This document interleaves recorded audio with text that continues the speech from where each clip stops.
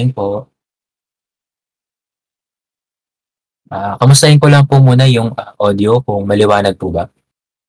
Hindi naman po ba nagpuputol-putol? Clear po ba yung voice ko po? Okay po. Maraming salamat po. Yan po. Bago po tayo magsimula, paalala ko lang din po na pakipindot na lang po ng watch stream sa mga hindi pa po nakaka-pindot upang masubaybayan po natin yung mga ipapakita po natin tsaka yung mga ipa-flash po natin ng mga passage po sa screen po ninyo. Maraming salamat po. Yun po, mapagpalang araw po ulit sa lahat at welcome po sa ating pong online Sunday worship. At tama po yung mga shinare po ni Pastor Darwin kanina. No? At napakabuti po talaga ng Panginoon at blessed po tayo na magkaroon po ng personal po na relationship po sa Kanya. At hindi lang po niya deserve na matanggap yung mga praises po natin at yung mga thanksgiving po natin, but also deserving po niya na tayo po bilang kanya pong mga anak ay sinusunod po natin siya, we obey Him, and we also surrender. At tayo po ay mananatili po na accountable po in our relationship with Him. And speaking nga po of accountability, tungkol po sa accountability yung pag-uusapan po natin ngayon, ngayong umaga po. Kaya bago po tayo magpatuloy, magsimula po ulit tayo sa isang tanong.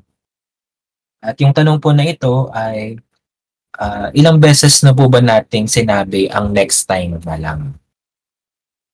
May mga times po kasi na kapag may gagawin po tayo o may inuutos po sa atin, ang sasabihin po natin, next time na lang, sa ibang araw na lang.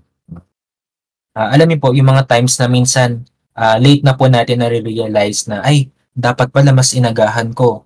Dapat pala mas nag-prepare ako. Kaya minsan ang sasabihin naman po natin, next week, aayusin ko na to. Aayusin ko na yung schedule ko. No? May mga times din naman po na na-frustrate po tayo kapag yung mga expectations po natin ay hindi nangyayari. Kaya ang sasabihin naman po natin, next month, magpapaka-consistent na ako. Or sometimes in our spiritual walk, minsan mas nasusunod po natin yung mga sarili po natin na yung mga sarili po nating kagustuhan. Na at bilang resulta po, we fall into sin, we fall again to temptation, and we're gonna say, pag naging okay na ako siguro, babalik na ako kay Lord. Ayan po, no? Minsan sinasabi natin, next week ayusin ko na to, next month magpapaka-consistent na ako, pag naging okay na ako, babalik na ako kay Lord. And today, I want to say this with all love and truth. Kapag po minsan ganito po yung mga nagiging response po natin, no? Yung minsan, yung bukas po natin nagiging bukas na ulit. Minsan yung sinabi mo bukas at yung pinangako mo bukas ay naipagpapabukas mo na naman ulit at in worst cases, no, hindi na po natin natutupad kung ano man po yung pinangako po natin sa sarili po natin, no? And again, with all love and truth, no, kapag minsan ganito po yung palaging nagiging cycle po natin at as a result at bilang resulta po ng mga actions po natin at yung mga response po natin, hindi lang po natin dinedelay yung mga plans po natin, but we're also delaying our purpose. No? You're not just delaying your plans, but you're also delaying your purpose. No? Have you ever felt stuck? No? Na naranasan na po ba natin yung pakiramdam na parang stuck po tayo, hindi po tayo makausan? No? Like may mga bagay kang gustong simulan para sa spiritual growth mo, pero parang palagi ka nilang nade-delay. Minsan sasabihin po natin, magde-devotion na talaga ako, no? Minsan sasabihin po natin, on time na talaga ako magde-devotion. Minsan naman po, sasabihin po natin, magpapatuloy na ako sa ministry. Magiging faithful na ako sa calling ko. Pero sa tuwing malapit mo nang gawin, no? Minsan meron pong distraction Meron pong resistance. At yung pinaka-worst po sa lahat, yung sanay ka nang hindi tinutupad yung sinabi mo. Yung sanay ka nang hindi nagagawa kung ano man yung pinangako mo na gagawin mo. So ngayon po, let's go straight to the word. No? Basahin po natin ngayon sa James chapter 4 verse 17. Ang sabi po rito, if anyone then knows the good they ought to do and doesn't do it, ano pong sabi dito? It is sin for them. No? Na kung sino man daw po yung nakakaalam kung ano man yung tama nilang dapat gawin at yung mga dapat po nilang gawin at hindi nila ginagawa ito daw po ay kasalanan po para po sa kanila. No? So meaning to say, this passage po is trying to tell us na hindi lang po pala ito tungkol sa mga maling ginagawa po natin. No? Akala po kasi natin kapag may mga hindi po tayong tama na ginagawa or mga mali na ginagawa, ito po ay kasalanan na. Pero ang sabi po dito na even daw po pala, yung hindi po natin pagsunod sa mga bagay na alam naman natin na tama pala, na dapat po natin gawin at hindi po natin ginagawa, ito daw po ay kasalanan. No? Na sin din daw po pala yung pagpaliban mo sa paggawa ng tama na kahit na alam mo na dapat mong gawin yan. That is why this message po is not about self-improvement. No? This message is not about building new habits or motivation. This is about obedience. This is about building accountability. This is about being faithful to God, to what God has already told us to do. Kung ano man po yung sinabi na po sa atin ng ating pong Panginoon. So bago po tayo magpatuloy, let me ask you, no? In regards po sa mga napakinggan po natin kanina, ilang beses ka nang nangakong babaguhin mo na yan? Ilang beses mo nang sinabing, next time, Lord. Next time na lang, Lord. Ilang bukas na po ba yung lumipas? Because yung katotohanan po, mga kapatid, God doesn't want your later. Ayaw po ng Diyos yung mamaya mo. No? Gusto po niya yung now. Gusto po niya yung ngayon din. And maybe today, no? He brought you here not just to hear a message, but also to make a decision. To finally stop saying tomorrow, no? Na huminto na po tayo sa pagsabi na bukas na lang or next time na lang and start walking in obedience today. No?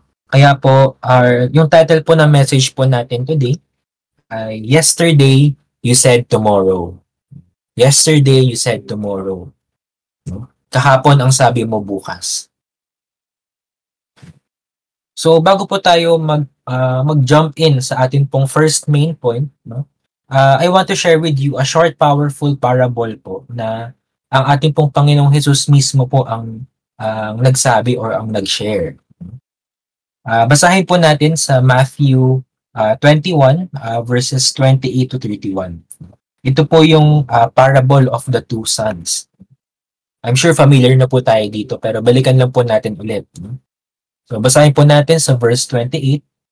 What do you think? There was a man who had two sons. He went to the first and said, Son, go and work today in the vineyard. And sabi po sa verse 29, ang sagot daw po ng son, I will not, he answered.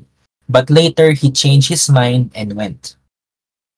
Verse 30, then the father went to the other son and said the same thing. He answered, I will, sir. But he did not go. Which of the two did what his father wanted? The first, they answered. So, tinanong po ng Panginoong Jesus yung mga nakikinig po nung time po na yon.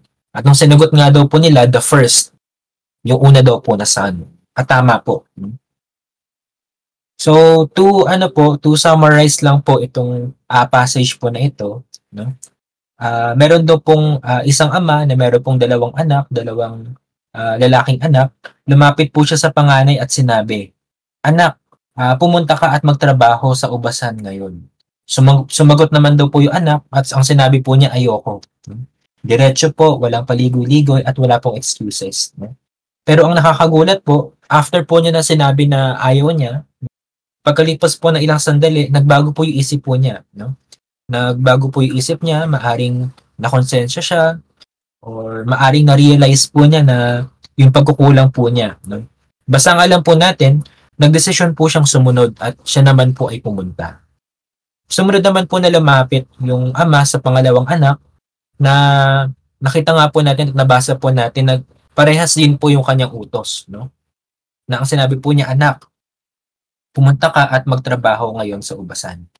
And this time, ito pong pangalawang anak ay sumagot po agad, no? At ang sinabi po niya, opo, ako po ay pupunta. So nakita po natin, ang bait po niya at ang bilis po niyang mag-respond. No? Pero ito po yung twist, no? Kahit na sinabi po niya na pupunta daw po siya at nag-agree po siya, hindi po siya pumunta. Hindi po siya pumunta. Tapos, at the end nga po nitong passage po na ito, tinanong po ng ating pong Panginoong Jesus yung mga tao po, na sino daw po ba sa dalawa ang sumunod sa kalooban ng Ama? At lahat daw po sila ay sumagot na yung una. At yun na po yung katapusan po ng story. No? Maikli lang po, pero it actually has a deeper message behind it. No? Na nakita po natin na it wasn't the one na nagsabi po ng yes. But it was the one who actually obeyed. Yung isa po na talaga pong sumunod. No?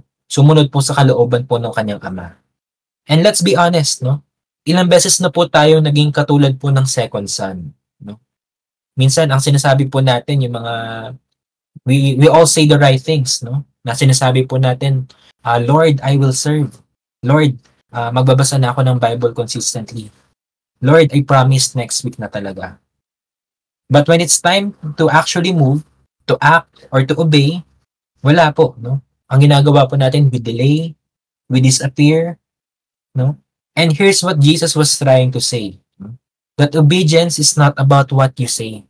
It's about what you do, no? Hindi po ito sa kung ano po yung mga sinasabi po natin, but it's about kung ano po yung ginagawa po natin na action tungkol po dito.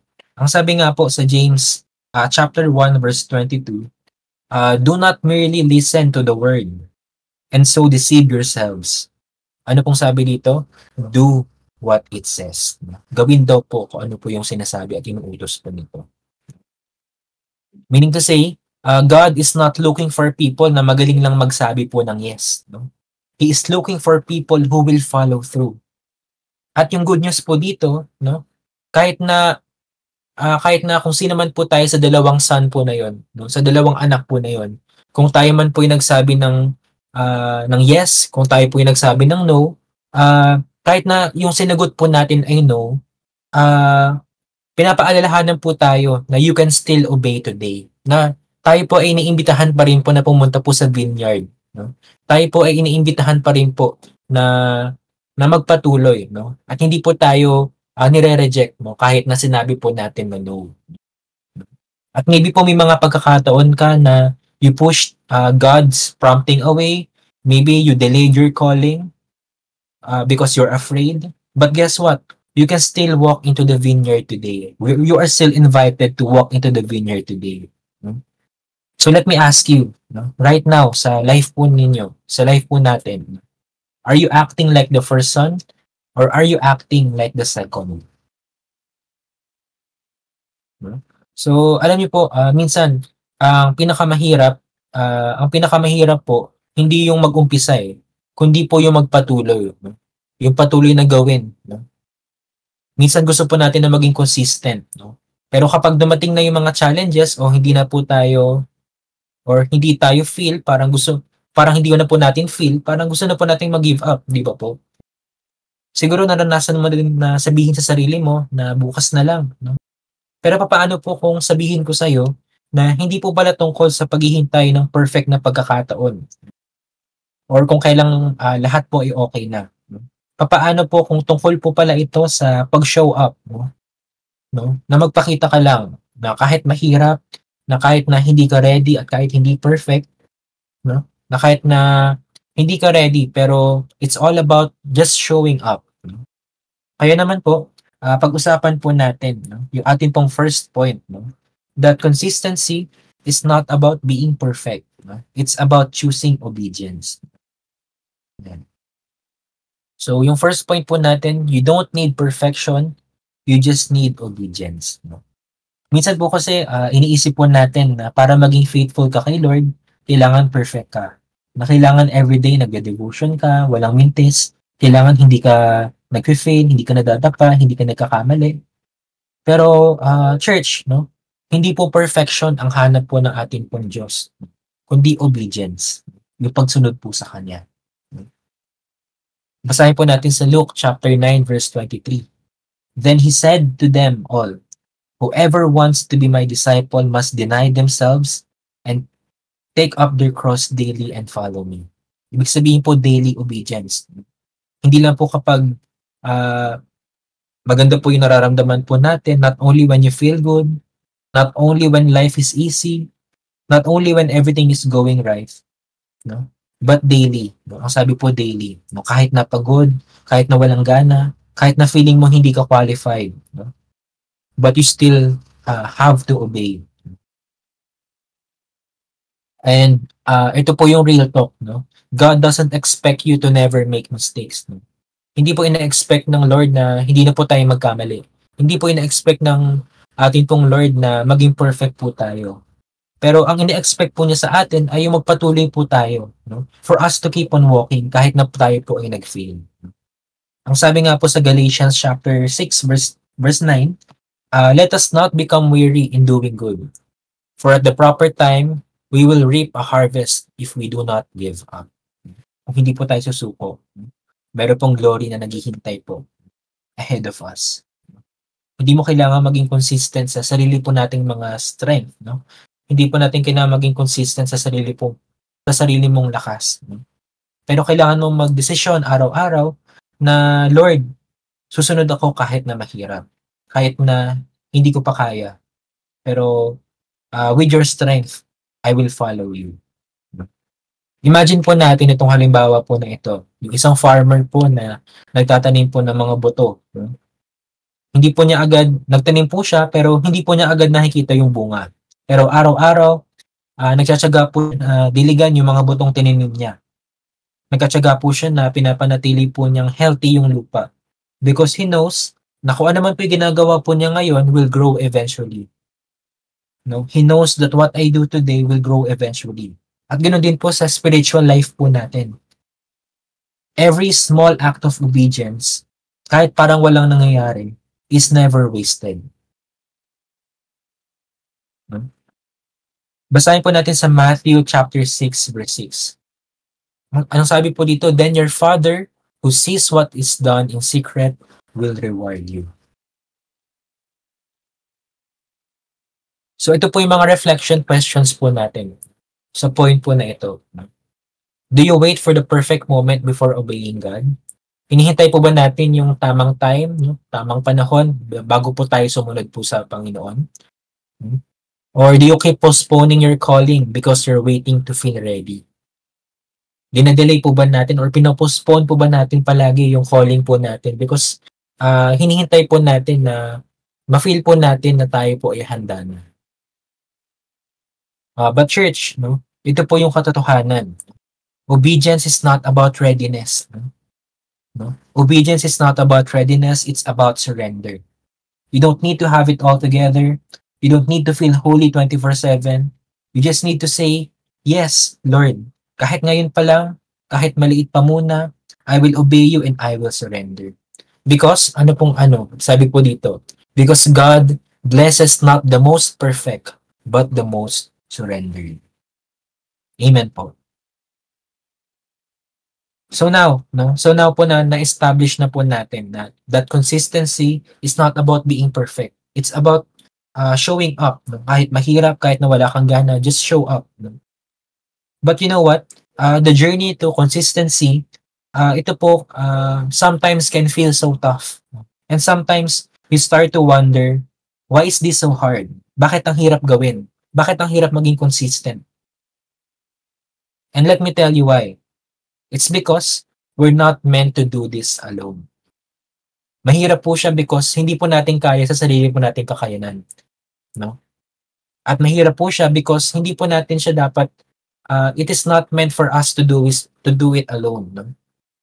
Hindi lang po ito parang individual na task, but also, no, to have other people, to have other people to help you, no, to build us up, no? At higit sa lahat po, meron po tayong accountability to to whom na meron po tayong responsibility or obedience, no? Kung sino po yung dapat po nating sundin. So that's why the point number 2 is that consistency is hard because you're not meant to do it alone. No? So let's be honest, no? Being consistent po, mahirap po talaga ito. But you know why most people fail? Because they try to do it alone. Sinusubukan po nilang subukan lang ito sa sarili po nila. Sa sarili po nilang kakayanan. No? Have you ever felt like giving up on your spiritual goals? Na halimbawa po, Lord, hirap naman ito. Baka hindi ko kayanin. And ako po, honestly, I've been there. And honestly, sometimes, I still feel like that. No? Minsan, ganun pa rin po yung nararamdaman ko. Pero alam niyo po ba kung bakit marami po yung bumibigay sa consistency? Kung marami po yung sumusuko sa consistency? Kasi hindi po nila kayang gawin mag-isa. Hindi po nila alam na may mga kasama po sila sa laban, sa journey. No? Ang sabi nga po sa Ecclesiastes, chapter 4, verse 9 to 10. Sabi po dito, 2 are better than 1. If either of them falls, one can help the other up. No? Ibig sabihin po, hindi pwedeng mag-isa ka lang sa journey na ito. No? Consistency doesn't work in isolation. Minsan, kailangan mo ng kasama. Kailangan po natin ng team, no? Ng group na magtutulungan, na maghihikayat po sa atin, no? Na magbabalik loob sa iyo kapag napagod ka na. No? But here's the thing, no? Not only do we need people, but also we need to remember that we are ultimately accountable to God. Ibig sabihin po, we're not just accountable po sa mga tao po sa paligid natin, sa mga brothers and sisters po natin in Christ, but also we are ultimately accountable po to our Creator, to our God. Ang sabi po sa Romans chapter 14 verse 12, so then each of us will give an account of ourselves to God. So ibig sabihin po na yes, we have each other to support and encourage us, no? Para i-encourage po tayo, i-encourage po yung bawat isa, no? But at the end of the day, God is watching. Nakikita po ng Diyos lahat. No? Siya po yung nanguhusga kung tayo po ba ay tapat at accountable po sa Kanya. So now the question is, are we being faithful in the small things na He has called us to do, even when no one else is looking? No? Faithful po ba tayo sa mga maliliit na bagay na tinawag po niya tayo kahit na wala pong nakatingin? Because even Jesus, the Son of God, had His disciples. No? May mga disciples po ang Panginoong Jesus. No? Kung siya nga po na perfect, He needed people to walk with Him. No? So how much more na tayo po, no? Na tayo po na creation din po ng ating pong Diyos. No? Na tao lang po, na tao lang din po. No? Ang Panginoong Jesus po, He had a community, and so should we. No?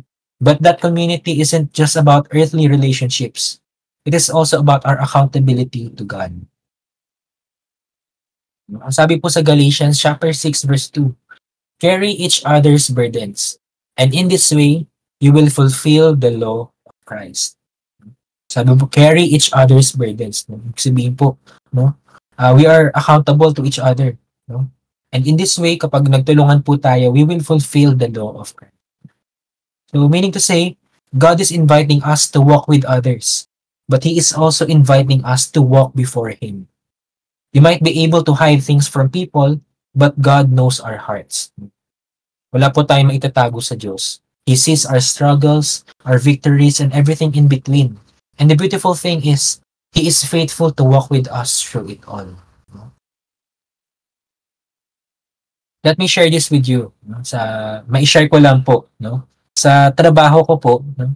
Kapag po work from home po ako, minsan kapag wala pong deadline at wala rin pong nangangamusta at nagtatanong tungkol po sa progress ko, honestly, hindi ko na po feel magtrabaho. Kasi sa isip ko, wala namang nagpa-follow up, wala namang naghahanap sa akin, kaya minsan tinatamad na po akong gawin to. At iniisip ko, madali lang naman ako mag-procrastinate. Minsan kapag kung kailan pa lang nangamusta, doon pa lang po ako magmamadali na tapusin po yung ginagawa ko. Pero ito po yung, here's the thing, no? Kapag po may deadline, no? When there's someone waiting for me to show up, bigla po akong may motivation na gawin yung trabaho ko. Kasi I know, I know na may accountability. I know that someone is expecting me to deliver. So I show up, no? Hindi ko na hinahanap yung perfect moment to get things done. Yung deadline po mismo and the expectation, ito po yung pupush po sa akin para po kumilos, no, at gumawa. No? In the same way, kapag tayo po bilang mga mananampalataya, we are accountable to others, no? And especially to God, tayo po ay napapaalalahanan na ang calling po natin hindi lang po ito optional. Ang calling po natin hindi lang po optional, but it's non-negotiable. No? Ibig sabihin po, there's a sense of urgency to show up. Hindi lang po para po sa mga tao, but more importantly for the Lord who's watching over us. No? So our calling is not optional. No? It's non-negotiable. So now, as we've talked about showing up and being consistent, magda-dive naman po tayo to the real game changer po when it comes to staying in the journey or staying in the course. No? At yun po yung tinatawag po natin na accountability. Kasi sa accountability po, hindi po tayong pwedeng mag-isa lang, no, sa journey po na ito. And the truth is, when we know someone is there to check on us, to support us, and even challenge us, that's when we truly start to take action. Doon pa lang po tayo parang nape-pressure or nape-pressure na mag-take ng action. So now, how do we make our commitment stronger and more lasting? At yung sagot po doon, yung susi po doon is accountability. That's why our point number 3 is that the key to consistency is accountability. No? Kailangan po natin accountability upang magkaroon po tayo ng ability to be consistent, no? ng strength to be consistent. No? Because accountability changes everything. No? When you know someone is waiting for you to show up, no, alam mo po ba yung feeling na parang sobrang motivated kang gawin yung isang bagay. Pero kapag wala namang ibang nag-check kung ano yung progress mo, hindi ka ma-challenge na magsimula or even gawin yung work that is assigned to you. No? Naranasan nyo na po ba yun? No? At hindi lang po ito tungkol po sa atin pong mga personal na goals or sa mga bagay po na ginagawa po natin araw-araw. But even po sa spiritual life po natin, ganun din po. Nag-a-apply din po yung accountability. At mahalaga po yung accountability kasi ito po yung nagpapaalala po sa atin na hindi po tayo nag-iisa sa journey po na ito. That's why ngayon po, no, ngayon nga po, yung ginagawa po natin ngayon, sama-sama po tayo at sabay-sabay po tayo. No? Sabay-sabay po tayo binibuild po at finifeed po yung spiritual life po natin. No? And it's not just about having accountability partners, but also higit po sa lahat, accountable po tayo sa ating pong Diyos. No? Accountable po tayo kay God para po sa mga actions po natin. Hindi lang po ito tungkol sa obligation, kundi tungkol po sa pagpapatibay po ng commitment po natin sa Panginoon at sa isa't isa. Again, ang sabi nga po sa Romans 14 verse 12, so then each of us will give an account of ourselves to God. So this passage po ay nagpapakita po sa atin na accountable po tayo sa Diyos. No? Sa kung paano po natin sinasagawa yung buhay po natin, kung paano po tayo sumusunod sa Kanya, at kung paano po natin tinutupad yung calling na binibigay po niya sa atin. Pero kung wala po tayong accountability, kung wala pong accountability, wala po tayong discipline, madali po nating isipin na wala lang, na hindi importante kung ano yung ginagawa po natin. Pero ang totoo, importante po lahat sa mata po ng ating Panginoon. Ang sabi rin po sa Proverbs 27 verse 17, as iron sharpens iron. So one person sharpens another. So ibig sabihin po, ito po yung kahalagahan ng accountability. Iron sharpens iron. Ibig sabihin, kailangan po natin ang isa't isa upang mapanatili po tayong matalim. No? Para magtulungan po tayo lumago. At upang maging encouragement po tayo sa isa't isa, every time one or the other ay nalileft behind. No? Na iron sharpens iron, ibig sabihin, kailangan po natin ng isa't isa para mapanatili po tayo matalim, mapanatili po tayong on fire para sa Panginoon, no? At para magtulungan po tayo lumago. No?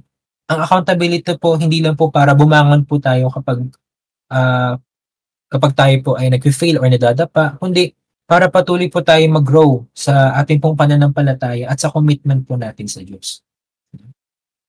Balikan ko lang po ulit yung in-example ko po kanina, na kapag po nag-work from home ako at kapag wala akong deadline or walang ibang tao na nangangamusta sa akin kung anong progress ko, madalas na ipagpapabukas ko na lang po yung trabaho ko. Pero kapag may deadline at may ibang tao na umaasa na tapusin ko ito, I show up. No? Bakit? Kasi meron po naghihintay po sa akin. Accountability, ito po yung nagpapanatili po sa akin upang maging consistent.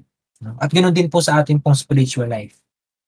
Ipinagkatiwala po natin ito sa Diyos, ang mission po na ito. Ipagkatiwala po natin ito sa Kanya. Ang ating pong ministry and our personal calling po at yung calling po ng bawat isa. At bagamat palagi po siya nandyan para po sa atin, binigyan po niya tayo ng mga tao sa ating buhay upang tulungan po tayong to stay accountable. Maaring ito po yung mentor po natin, kaibigan, o isang spiritual leader. Kung wala pa tayong accountability, ang ating calling po ay maaring maging optional. Pero kapag may accountability, it becomes non-negotiable. Again, ang sabi po sa Hebrews 10 verse 24 to 25, let us consider how we may spur one another on toward love and good deeds, not giving up meeting together as some are in the habit of doing, but encouraging one another. Ang accountability po ay hindi lang po para po sa sariling growth po natin, kundi para sa kalusugan po ng ating pong spiritual life. Meaning to say, kailangan po natin ng isa't isa para patuloy po na mag-move forward sa mission po na binigay po sa atin ng ating pong Diyos.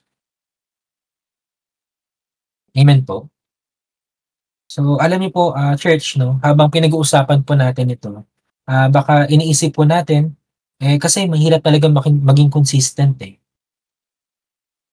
Wala kasi akong support wala namang sumusuporta sa akin eh. O kaya naman po na-realize po natin na oo nga, baka kulang lang ako sa accountability. And yes, totoo po lahat yan. No?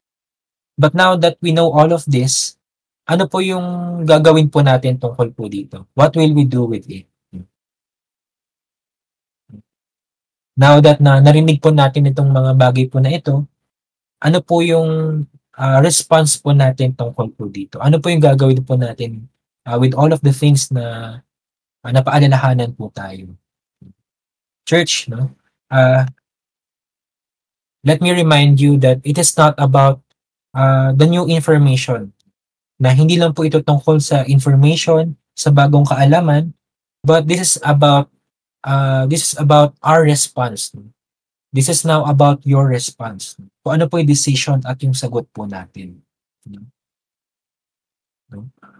Tayo po, napaalalahanan po tayo na we don't need perfection. Ang kailangan lang po natin is to obey. At napaalalahanan din po tayo na you are not meant to walk alone, but to walk with others. And lastly, kapag meron po tayong accountability, no? Kapag may accountability po tayo sa mga actions po natin, ito po yung tumutulong po sa atin to follow through. Pero kung sa dulo, hindi pa rin po tayo gagalaw, no? Kung sa dulo, ang sasabihin pa rin po natin ay bukas na lang, no?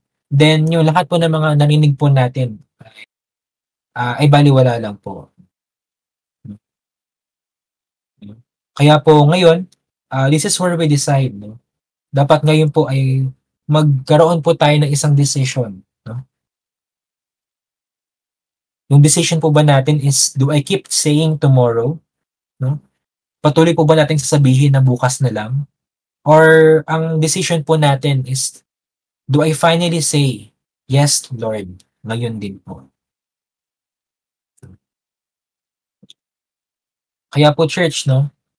Maybe you have said this before, no? You have said na bukas na lang, next week na ako magpapaka-consistent, next time na lang ako magsaseryoso, Lord. No?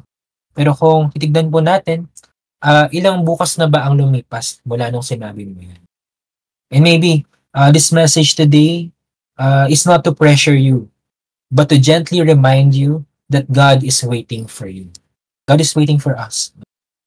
Not to be perfect, hindi po para maging perfect muna tayo, hindi para maging ready na po tayo, hindi para maging fully equipped na po tayo. Pero to take the first step of obedience kahit na hindi po tayo handa. Ang sabi nga po sa 2 Corinthians chapter 6 verse 2, now is the time of God's favor. Now is the day of salvation. Hindi mo kailangan hintayin na maging okay ang lahat. Hindi mo kailangan ayusin muna yung sarili mo. Sometimes, all it takes is saying, Lord, I'm here. I'm ready. And I'm showing up. Because every small act of faith, every simple decision to obey is precious in His eyes. So wherever you are in your walk, sa inyo pong journey, know this, that you are not behind, but you are being invited. You are being invited back to obedience, back to consistency. You are being invited back to the calling of God, of what God designed just for you.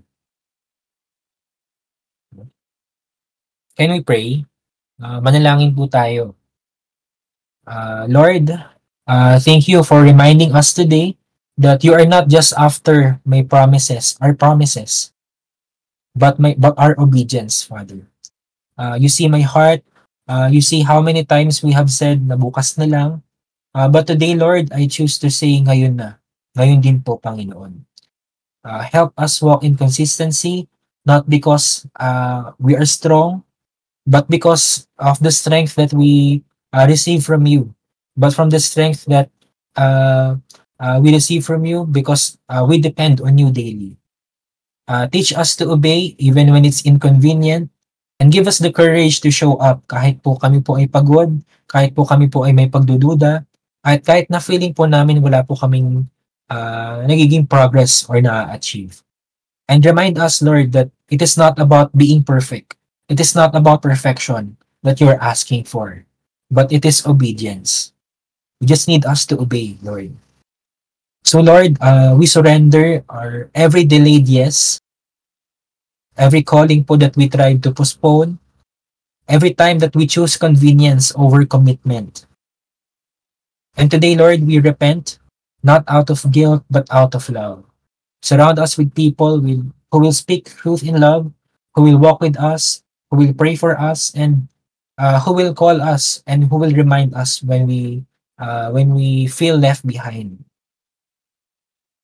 Help us to live like someone who is accountable to you, not just to others, but ultimately sa inyo po, Panginoon. Because one day, we know that we will give an account. We will give an account to you. And we want to live a life that brings you joy, Father. And starting today, I will no longer delay. We will no longer delay, Lord. Starting today, we will obey for your glory and by your grace. And this is all we pray in Jesus' name. Amen.